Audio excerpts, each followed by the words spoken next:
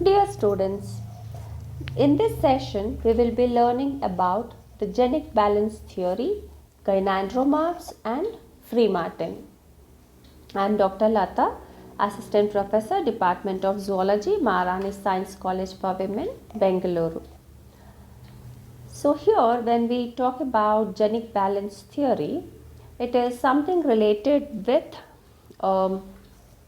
the affinity between these autosomes and the allosomes in order to determine the sex of an organism or to determine the gender of an organism, and which is well studied, taking Drosophila as an example.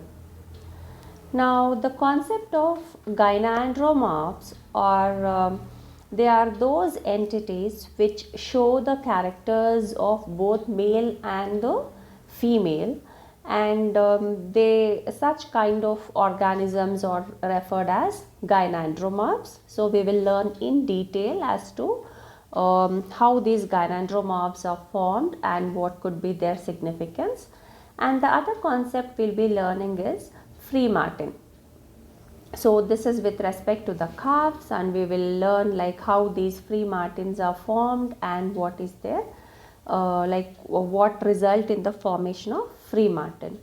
Now here in the gynandromorphs, if you can observe the structure of this butterfly, this is a male and this is a female, and if you observe the rest of them, they all share the characters of these two.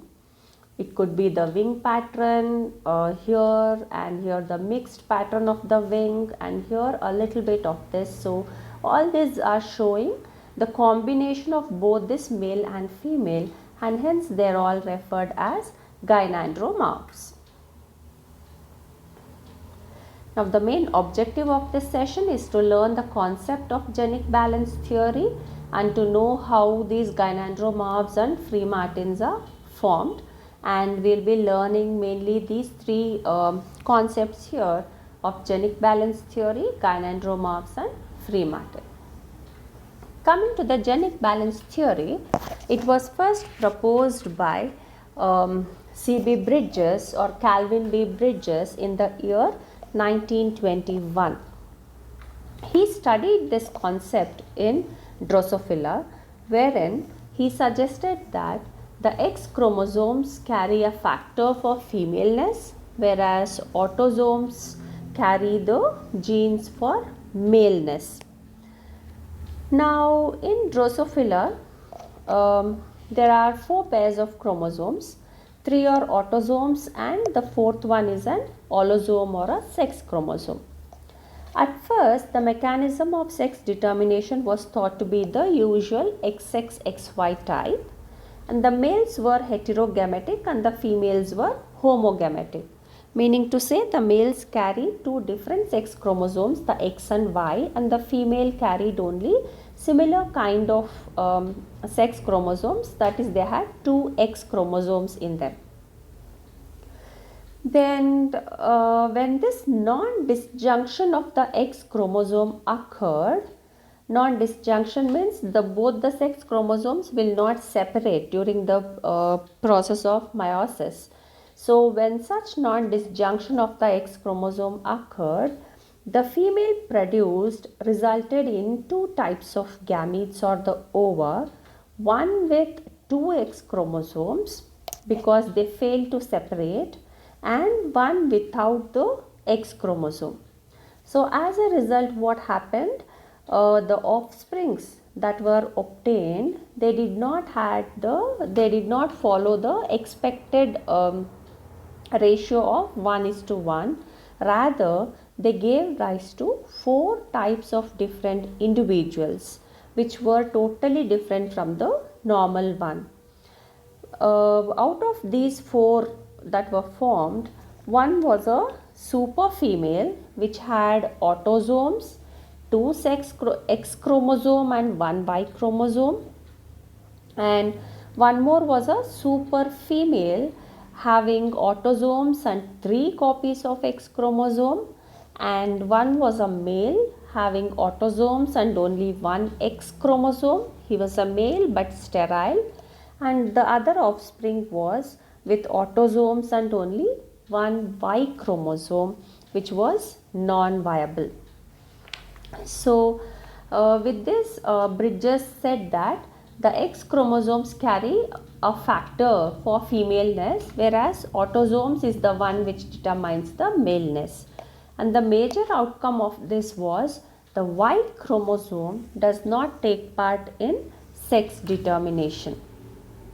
So C.P. Bridges, with this experiment, he came up with a very convincing explanation, and he explained it in terms of the ratio between the sex chromosome and the sex chromosome and the autosomes, correct. So according to Bridges, the X chromosome in Drosophila carry this female determiners, whereas the autosomes, they carry this male determining factor in them. Okay, so keeping this as a background, he explained that when the ratio between the sex chromosome and the autosomes, the ratio between X by A, when it is equal to 1, it forms females, but if it is 0.5, then the offspring develops into male. Now what if the ratio between the X and A is in between 1 and 5? 1 means female, 0.5 means male. What if the ratio comes in between? Then it develops into a intersex. It will be neither a male nor a female, but will develop into an intersex. And then what if the ratio is more than 1.1, like 1.2, 1.3, 1.5, then it develops into a super females. And when the ratio is lesser than 0.5, 0.5 means we said it develops into a male, and if it is less than 0.5, it gives rise to a meta male or a super female. So this table will give you a clear-cut idea as to what this ratio is all about and how the values are formed and what will it results in. See, for example, if you look here, the fourth and the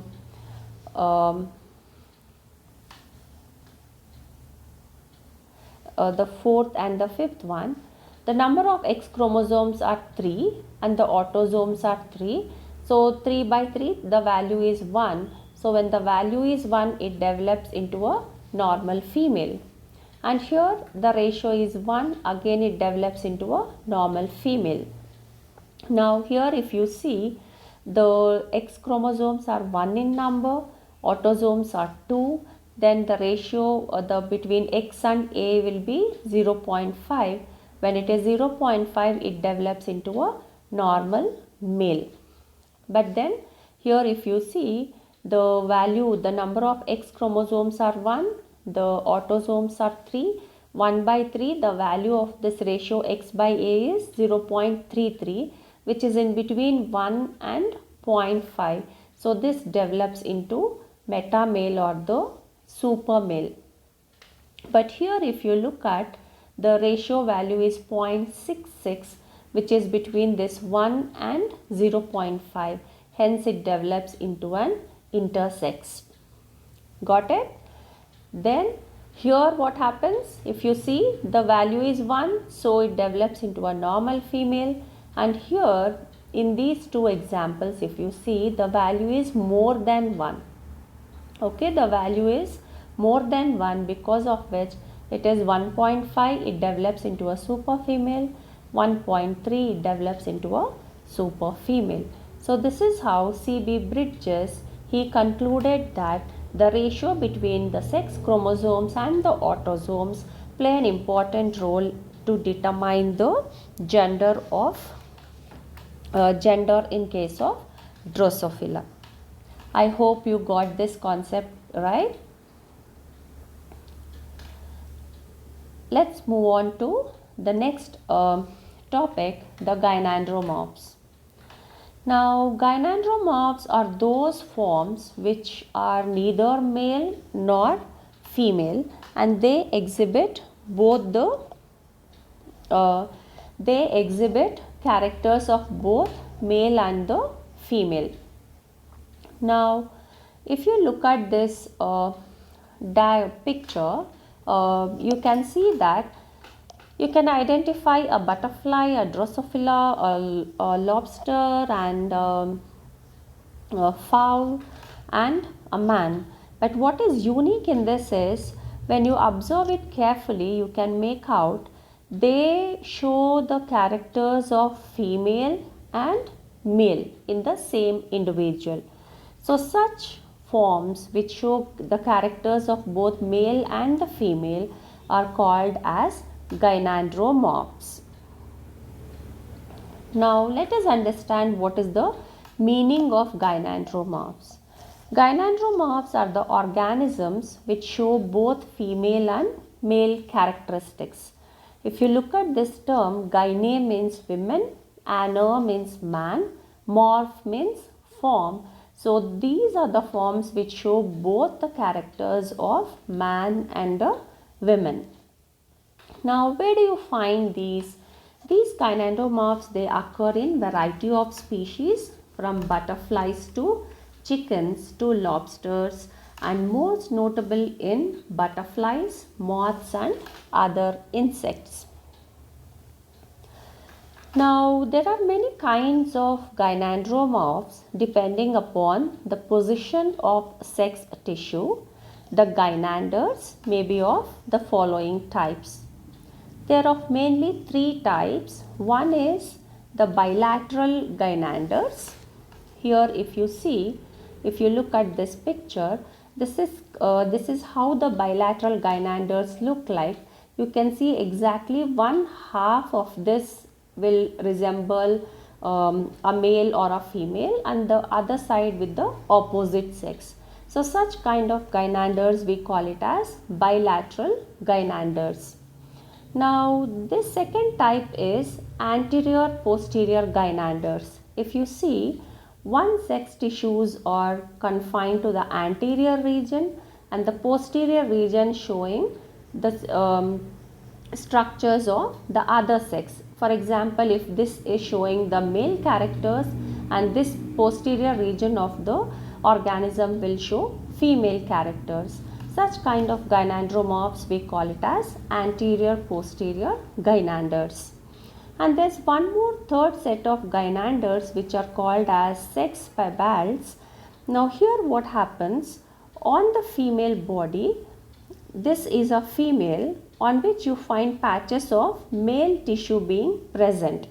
Now this is a female on which you find the patches of male tissues here and there. Okay, such kind of gynanders we call it as piebald, sex piebalds. So these are the three main types of gynandromorphs. Like as we have already discussed, bilateral gynanders are the one which show the presence of both male and female characters in the same individual. So this picture will give you a clear-cut idea as to how these bilateral gynanders look in butterfly. Now anterior-posterior gynanders, we said anterior region represented by one sex and the posterior half by the other. And in sex piebalds, the body consists of female tissue having spots of male tissue scattered irregularly. You find such kind of thing in butterflies also, and in some birds like zebra finch also you find like this anterior-posterior gynanders are seen in zebra finch, and also in few moths. Now what could be the reason for this gynanders? Now the main cause of this gynanders is they occur naturally. It is not an induced one. Naturally they occur, usually resulting from a random genetic error. Now when we say genetic error, what could be this genetic error? It is the non-disjunction of chromosomes during the process of meiosis. Then what happens, because of this the sex chromosomes will not separate properly, resulting in gynandromorphs. And the main significance of this gynandromorphs is that it helps in the studying of cell lineage and the developmental pathways during embryogenesis. And it is also said that because of this process of gynandromorphs, this gives us a clue to know why certain human diseases are gender specific. We must have heard like some diseases occur more in males or it is occur more in female, and why such phenomenon occur can be understood by this concept, by learning more about this concept of gynandromorphs. So I hope I made this clear to you all. Next concept that we have to learn is about free martins. Now, what's a free martin? In our initial slide we said this is something related to a calf. Okay, so here they are related to calf, wherein when a twin is when twins are born, means to say when there is one male and the other calf is a female, then the male will develop into a normal male, the female will become sterile, and at the same time it also develops some male characters in it. So such kind of a female who is born sterile having male characters is what is called as a free martin. Now this free martin is an example of how hormones play an important role in determining the sex of an individual. Okay, so here why this female will become sterile, this is what is the main principle behind it. Now when these calves, when they are born, both male and the female, they are attached to the same placenta. Okay, they are attached to the same placenta, and here the male hormones are produced first, and once these male hormones are produced, that move from the male to the female through the placental blood vessel, because they share the common placenta. Because of the influence of these male hormones that are secreted first, and that when enters it into a female, then that particular female will become sterile. Okay, and because of the influence of this male hormones, it also develops a male characters, but it will have a normal female genotype but showing male characters. So such kind of a female is what is called as a free martin. But when if the twins are having both males, then absolutely no problem, both the males will be normal. If it is both females, then also it is fine. But when the twins are having one male and the other one to be a female, then this problem arises, giving rise to free martins.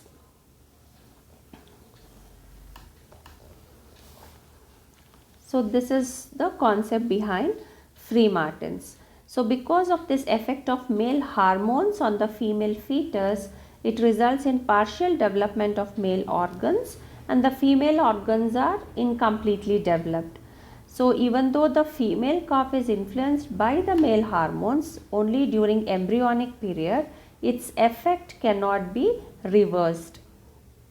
So hence it results in sterility. However, the male will remain normal. So that's how free martins are formed.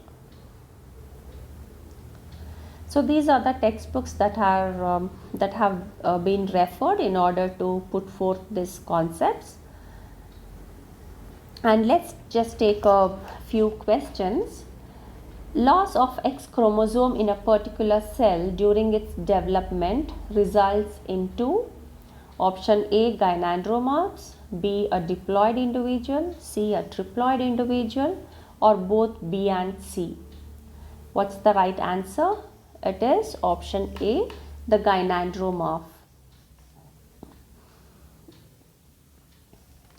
Question 2. The condition of free martin is observed in, is it seen in frogs, rabbits, cow, goat or sheep, or in man?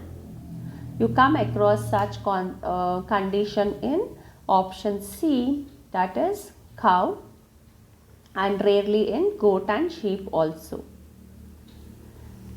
Third one, in Drosophila, formation of gynandromorph and their cytological explanation provided best evidence that the X chromosome plays an important role in sex determination. X chromosome does not play any role in sex determination. Y chromosome is required for maleness, or Y chromosome does not play any role in sex determination. So the correct option would be answer C. Y chromosome does not play any role in sex determination. The fourth question, according to Genic balance theory, X by A is equal to 1.5 will make what kind of individual? So if the ratio is 1.5, what does it lead to? Option A, male. Option B, super female or meta female. Option C, intersex. Option D, none of the above. And the right answer is option B, super female, because we learned that if the value ratio of this X by A is 1, it forms a female. If it is 0.5, male. If it is between 0.1 and 0.5, it is meta male. If it is more than 1, it is a super female. So since here it is 1.5, it gave rise to super female. Now the last one, the Genic balance theory was proposed by Balbiani, Bridges, Fleming or Mendel. Who proposed Genic balance theory? It was proposed by C.B. Bridges. So the right option is option B. So I hope all these three concepts are easily, I've put it as simply as possible, and I hope you all understood this. Thank you for listening to me.